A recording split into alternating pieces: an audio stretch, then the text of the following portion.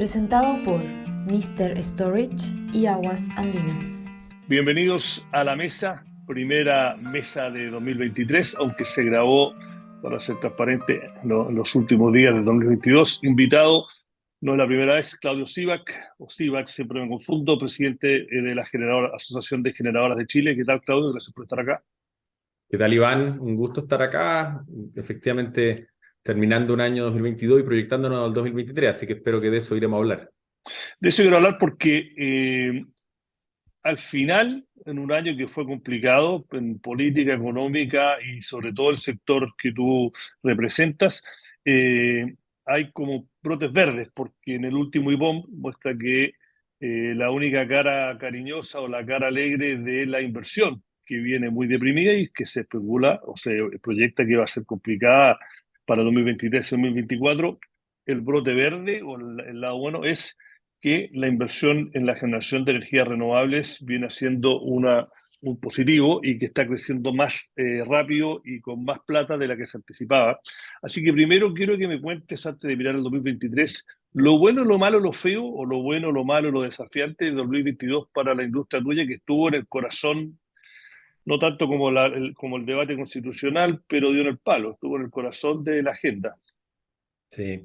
Bueno, es bueno primero definir desde dónde hablo, ¿no es cierto? Tú sabes que presido el gremio de las empresas de generación que operan en Chile y que hoy día están efectivamente liderando esta transición energética mediante la inversión en energía solar, eólica, almacenamiento, los primeros pasos en hidrógeno verde y tenemos hoy día en construcción más de 3.500 millones de dólares en inversión directa por más de 3.000 megawatts de capacidad.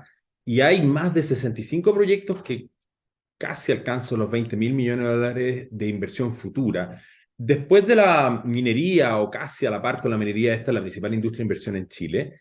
Y además tenemos proyectos súper emblemáticos. Tenemos el mayor parque eólico de Latinoamérica, el mayor parque fotovoltaico estamos construyendo en Chile. Tenemos proyectos en baterías, por lejos, los mayores de la región. Y la primera planta de hidrógeno verde que se inauguró ahora, ¿no es cierto?, previo a la Navidad, ya en Magallanes. Entonces, de verdad, es una industria que está tremendamente pujante, pero que además es una industria, ¿no es cierto?, que viene de muchos países. Chile es un país súper abierto a la inversión extranjera, al talento extranjero, debido a los tratados de libre comercio, además con una industria súper competitiva. Tenemos inversionistas extranjeros de Estados Unidos, de Canadá, de la Unión Europea, donde está Francia, Italia, España, Noruega, Suiza, y también inversionistas, incluso empresas también de China. Entonces, es una industria súper amplia, pero hay que tener conciencia que este año 2022 ya fue la suma de las partes de la peor crisis energética que ha vivido el mundo. Yo creo que eso no podemos olvidarlo y tendemos a olvidarlo en Chile porque de alguna manera hay ciertos factores que han cuidado, protegido al usuario final de esta situación de crisis que se ha visto con brutalidad, sobre todo, ¿no es cierto?, en Europa, pero si uno toma que esto parte con la crisis de cohesión social que vivimos nosotros con el estallido de octubre, que tuvo impactos en la estabilización de los precios, se pasaron leyes que fueron muy gravosas para la industria, que luego entramos en el COVID, ¿no es cierto?, a los pocos meses. El COVID implicó la suspensión de los cobros en el mundo de la distribución, con todo un desafío, ¿no es cierto?, en la cadena. Eh, Después estábamos, ¿no es cierto?, llevábamos 2 años de COVID y entramos en el conflicto de, ¿no es cierto?, la invasión rusa a Ucrania. Y eso, si ya el COVID había generado disrupciones locales, había disrupciones de suministro de los suministros, después empezó todo el problema de los financiamientos, la inflación y las alzas de tasa y el encarecimiento del financiamiento, ya la invasión rusa a Ucrania simplemente fue como la guinda que rebasó la torta en términos de impacto, sobre todo en la industria energética. Y todo esto, para colmo, contextualizado, ¿no es cierto?, en una situación de crisis climática, que en el caso chileno se expresó particularmente el año pasado, que después de 10 años de una sequía prolongada, vivimos un 2021, el año más seco de nuestra historia. Entonces, esa combinación, impacto de cohesión social, el COVID, el conflicto y la crisis climática nos ponen obviamente en una situación de un año que fue tremendamente complejo y que logramos abordar algunos de los principales desafíos que tenía este año 2022. El primero era si proyectábamos el 2021 al 2022, como lo anticipaba, por ejemplo, la Agencia Climática de Estados Unidos, que íbamos a tener un año muy seco. Y ahí hubo que anticiparse con evitar un racionamiento, haciendo reservas de agua en momentos donde era muy caro hacerlo, a un alto costo de la industria. Y se logró, por lo que se logró reservar, pero también porque tuvimos un año menos seco que los anteriores. No es que haya sido un año muy húmedo. Y programamos de pasar el año, a diferencia del 2021, que en agosto tuvimos una situación en el extremo, en el borde del suministro eléctrico. El 2022 fue un año mejor en esa línea. Y bueno, y por otro lado tuvimos el gran desafío de que este fondo que se había establecido el 2019 durante el estallido social de octubre para estabilizar la tarifa cliente final, producto de las alzas del tipo de cambio, producto de los impactos macroeconómicos, se agotó antes de tiempo y hubiera implicado un aumento a la tarifa de los clientes finales de casi un 40% este segundo semestre de 2022. Y eso, el gobierno impulsó una legislación rápida que permitió conciliar dos cosas: evitar esas alzas, pero también no volver a impactar financieramente en la industria como lo hizo la ley 2019, para que la industria pueda efectivamente poner los recursos en aquello que vamos a hablar después, los recursos hacia adelante. Pero esa ley de estabilización todavía está en una fase de implementación y todavía está estresando a las cajas a las compañías. Y eso en parte, todas estas partes de la crisis externa, la estabilización y todo eso, y si a eso le sumamos que además hemos estado viviendo, ¿no es cierto?, un enorme desarrollo del sector, sobre todo en la energía renovable, a que tal vez por lo mismo hemos tenido problemas de que la velocidad de inversión en generación ha sido más rápida que la velocidad, por ejemplo, del desarrollo de la transmisión. Es que hoy día hemos visto situaciones, en algunos casos complejas para algunas empresas, de cosas que fueron muy difíciles de prever durante el año 2022. Una crisis en la cadena de pago en algunas empresas que motivó, ¿no es cierto?, la necesidad de sentarse a la mesa y decir, bueno, ¿dónde estamos parados? Entonces, en síntesis, un 2022 muy desafiante, en un contexto global muy desafiante, local muy desafiante, en el cual logramos evitar ciertos impactos gravísimos que hubiesen sido para la sociedad, como por ejemplo problemas de suministro o aumentos bruscos de tarifa, pero sin duda con impactos muy relevantes en esta industria. Mira, tú tocaste varios temas que yo iba a tocar individualmente, pero lo hiciste Pero muy podemos bien. desarrollar. Claro, no, pero te quiero resumir. Yo, para prepararme para la entrevista, conversé con alguien que respeto y que sabe mucho más que yo sobre el tema. Y dije, mira, voy a hablar con Claudio, y estos son los temas que yo tengo en mente, pero no quiero dejar nada en el tintero. Y me dijo, mira, yo creo, mira, si tuviese que evaluar, mirando una mirada muy amplia y macro, me dices que lo que pasó, que tú lo detallaste muy bien: COVID, Ucrania, estallido social, sequía, calentamiento global, el problema de las tasas, etcétera, que si tú lo miras en su conjunto, este es un buen ejemplo de que las políticas públicas en Chile, con todos sus bemoles, funcionó. Porque si uno Sí. me dice, si tú defines que la política es para mejorarle la vida a la gente, tú lo dijiste, la frase que usaste, que el consumidor al final no lo sintió tanto, y que a pesar de un montón de nudos, que hay problemas con los permisos, que vamos a llegar hay problemas con la cadena de pago, hay problemas con esto de este fondo, pero que si uno lo mira en un todo, hubo tres gobiernos, si uno empieza de Bachelet 2, no, y el de ahora, en que más o menos las cosas se han mantenido, y si las empresas están apretadas, los consumidores también, pero que en general la gente siguió pudiendo no tener agua, tener energía, tener luz, sin que tuviese que pasar lo que está viviendo en Europa. Y me dice, esto es un ejemplo de cuando las cosas sí funcionan, con todas las cosas que se podrían hacer mejor. ¿Es demasiado optimista esa visión? Bueno, yo creo que efectivamente Chile ha logrado mantener los principios fundamentales institucionales, globales. Partamos por lo más macro, o sea, somos un país que sigue siendo un país considerado atractivo para la inversión en un contexto global complejo, pero nuevamente este año aparecimos entre los rankings de los países emergentes más atractivos. Seguimos siendo un país abierto a la inversión extranjera, y donde efectivamente nuestras políticas públicas hemos logrado, a través del diálogo regulatorio, evitar ciertas crisis complejas como las que hablamos. Dicho lo anterior, igual tenemos que enmendar algunos temas, como por ejemplo que las políticas públicas, o que las empresas no están llamadas a resolver problemas de política pública. Creo que hemos reencauzado parte de eso, pero sin duda, teniendo un trabajo colaborativo, que eso es algo que yo creo que en Chile hay que valorar, franco, directo, público, privado, creo que ha funcionado. Entonces, al menos en el sector energía, las instituciones, lo vemos también en lo que pasó con esto de la cadena de pago al final del año, ¿no es cierto?, donde las instituciones estuvieron llamadas a funcionar. El coordinador hizo su trabajo, la CNE, la SEC. Sí, si tuvieras, coincidiría en buena medida con la evaluación que hace la persona con lo que tú hablabas. Ahora, vemos obviamente a veces situaciones que donde a veces ciertas legislaciones, ideas surgen, que donde tenemos que volver a siempre tener claro de que es importante que todo en Chile miremos las regulaciones en su conjunto. Una de las virtudes, el 2010 Chile fue invitado a la OCDE, no por ser un país tremendamente rico, sino por tener una tradición de políticas públicas predecibles y cierta calidad y cierta evaluación del impacto regulatorio.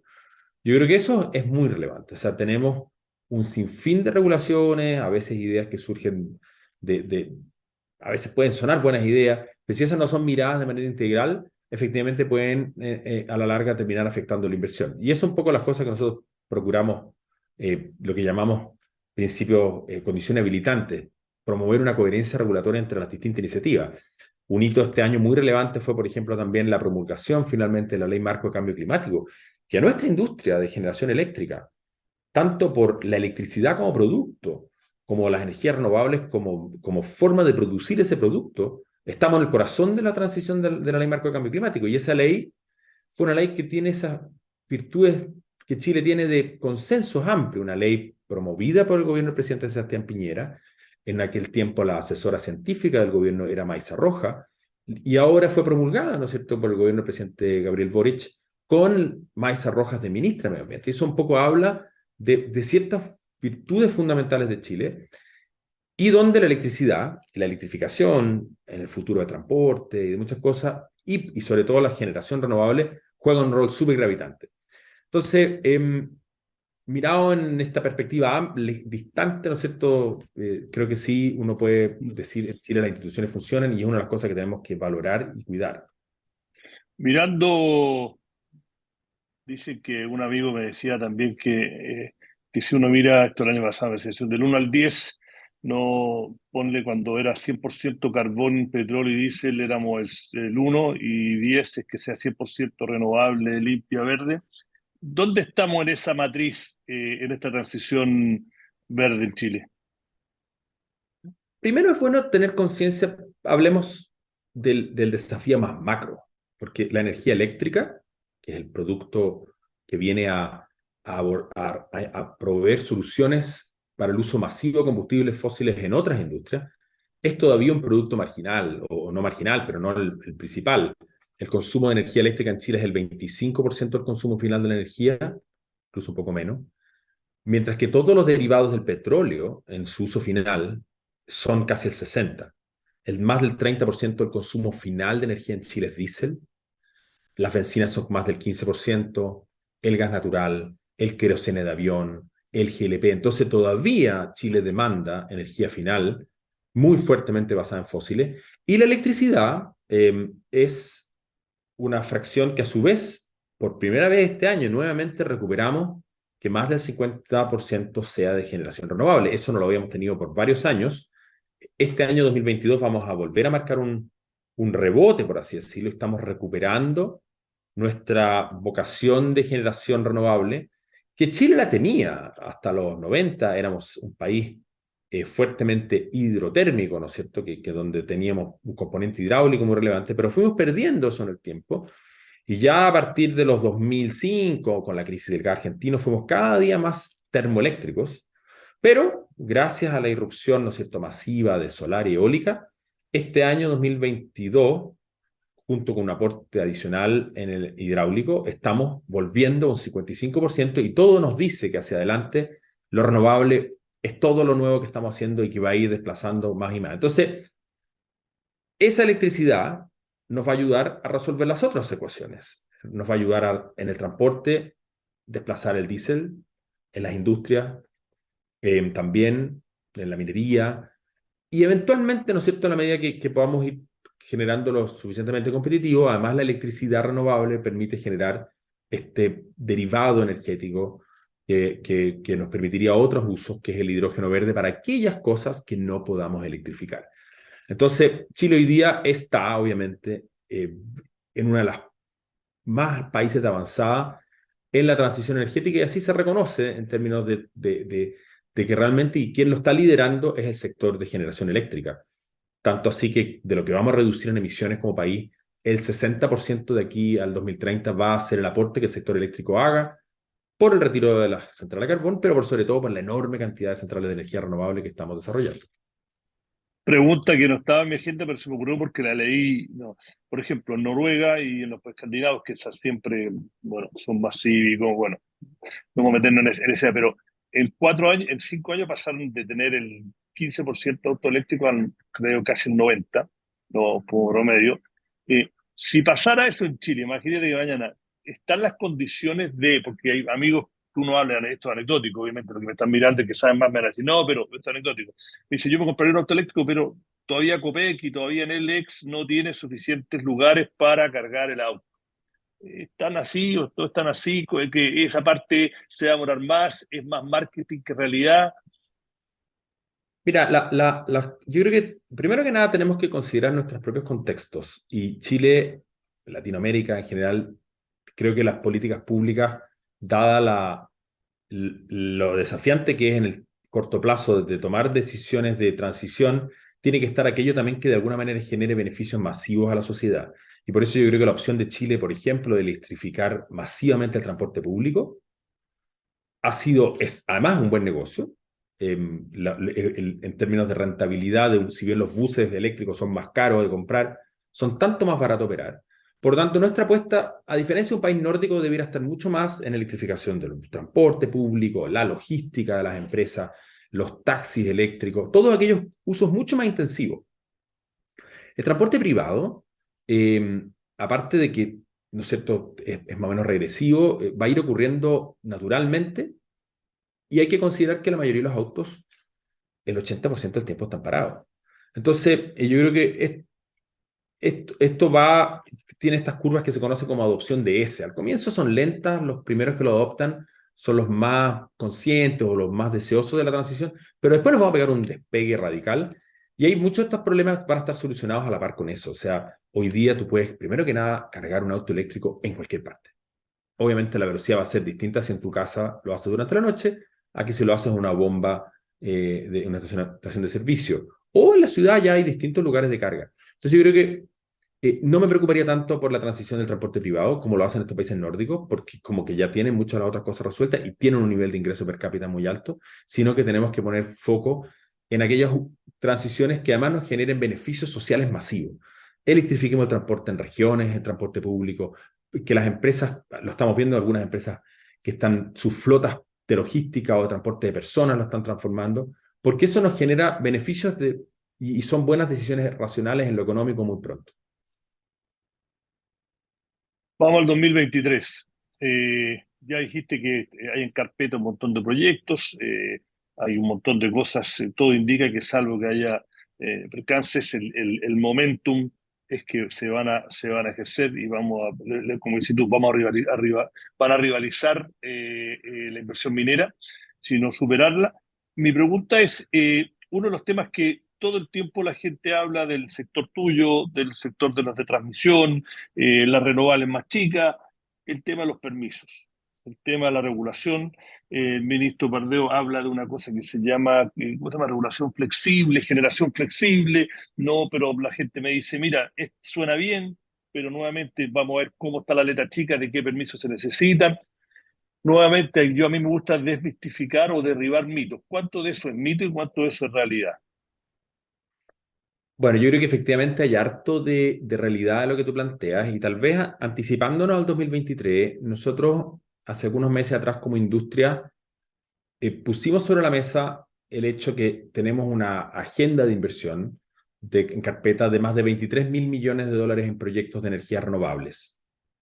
Y para eso hay que abordar las condiciones habilitantes, de las cuales me gustaría explicarte un poco más.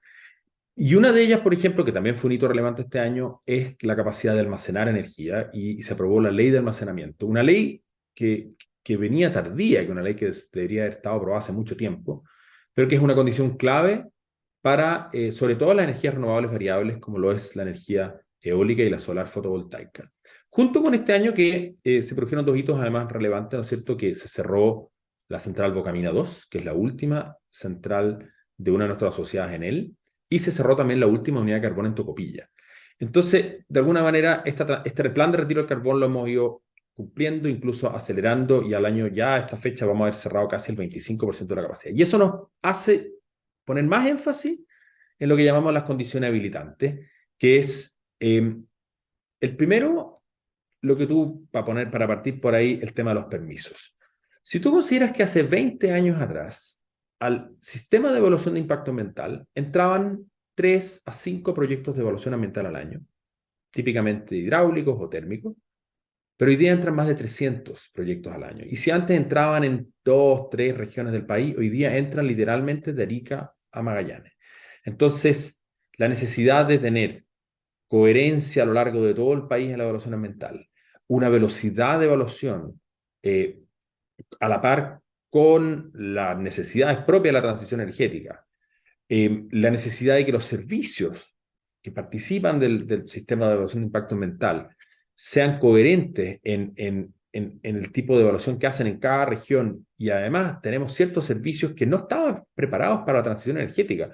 Tal vez el más emblemático es, por ejemplo, el Consejo de Monumentos Nacionales, que es una organización, una institución pública creada en la década del 20 del siglo pasado, cuyo rol es la preservación del patrimonio arqueológico, paleontológico.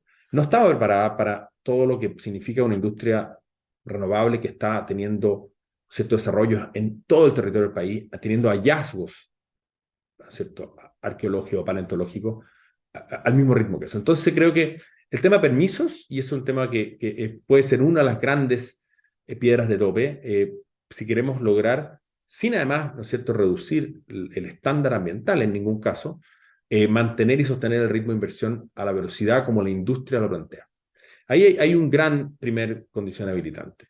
Y la segunda, vinculada por eso, tú lo mencionabas, vinculadas a la transmisión. Transmisión y almacenamiento. Esas dos van bien de la mano. Transmitir energía eléctrica, si vamos a ir cerrando, ¿no es cierto?, el carbón de ciertas partes del territorio del país, vamos a tener que generar energía eléctrica suficiente, en misma cantidad, pero además en los ciertos mismos horarios. Y eso va a implicar trasladarla físicamente a lo largo del país, como también trasladarla en el tiempo, de ciertas horas del día donde hay mucho sol, a horas tal vez de mayor demanda o de punta, como es al atardecer o la noche.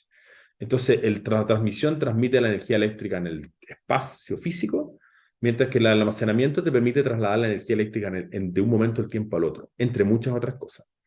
Y eso es una condición habilitante crítica, dar señales para el almacenamiento, como también poder tener una gestión actual del sistema de transmisión, como también una planificación óptima del sistema de transmisión, y que eso es algo que hemos estado trabajando conjuntamente con la industria de transmisión, pero tiene otros tiempos. Hoy día, ¿no es cierto?, iniciamos el principal proyecto de transmisión de Chile, que es un proyecto estratégico, que es una línea que en la jerga eléctrica se llama Quimal-Lo Aguirre, en la geografía normal va de Antofagasta a Santiago, de más de 1.500 kilómetros, 5 regiones, miles de millones de dólares de inversión, y que va a demorar 8 años, y que es una condición absolutamente necesaria para poder traer toda esta energía solar y riqueza del norte, y por eso también poder habilitar la posibilidad de finalmente ir cerrando otras centrales termoeléctricas.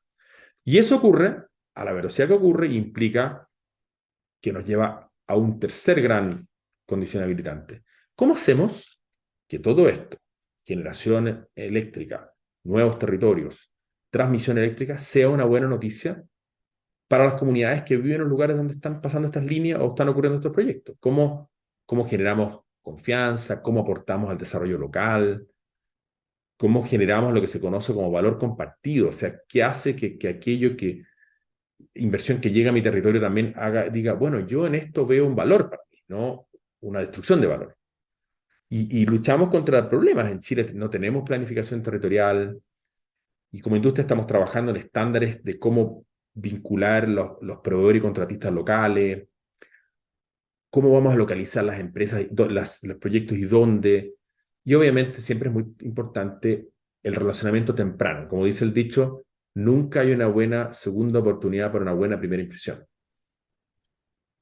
Oye, se nos está acabando el tiempo, ya se nos acabó, pero como siempre van a quedar cosas del tintero, pero quiero cerrar, no quiero cerrar sin preguntarte, lo mencionaste un poco, pero que quede más claro.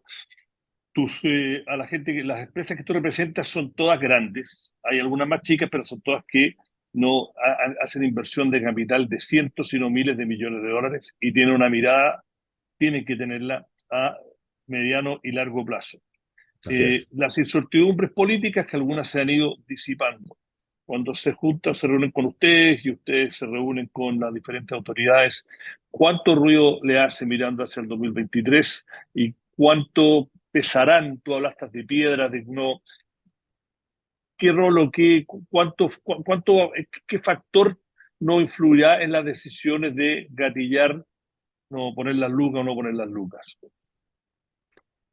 A ver, yo creo que nuestra industria, efectivamente, tú lo has dicho, es una industria de largo plazo, profundamente alineada con la transición que Chile está viviendo y somos un país que ha mantenido estos principios fundamentales de apertura a la inversión, de atracción, de libre comercio, que nos permite traer innovación muy rápida.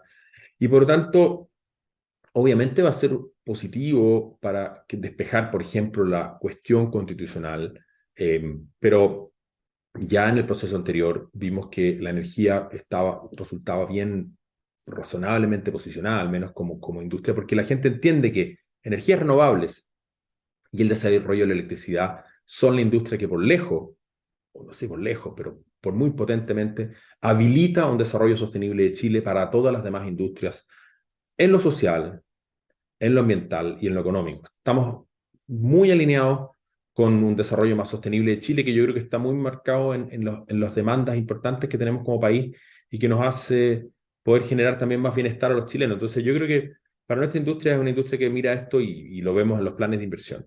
Y eso requiere abordar todo lo que hablamos antes, todas estas condiciones habilitantes que nos permitan mantener y sostener este ritmo de inversión en el corto plazo también. Nos pasamos un par de minutos, pero lo pasamos bien. Claudio Silva, Sí, expresidente de la Asociación de Generadoras de Chile. Quedaron cosas en el tintero, probablemente entrando en un par de meses conversaremos de nuevo, porque hay un montón de cosas que valen conversarlas por separado y no en una entrevista quizás tan corta. Así que gracias por estar acá, feliz año y hablaremos en las próximas semanas. muchas gracias, Meses. Iván. Perdona el entusiasmo, pero me apasionan los temas. Creo que estamos haciendo mucho y muy positivo. Así que también un muy No, feliz año para ti y los que nos están viendo.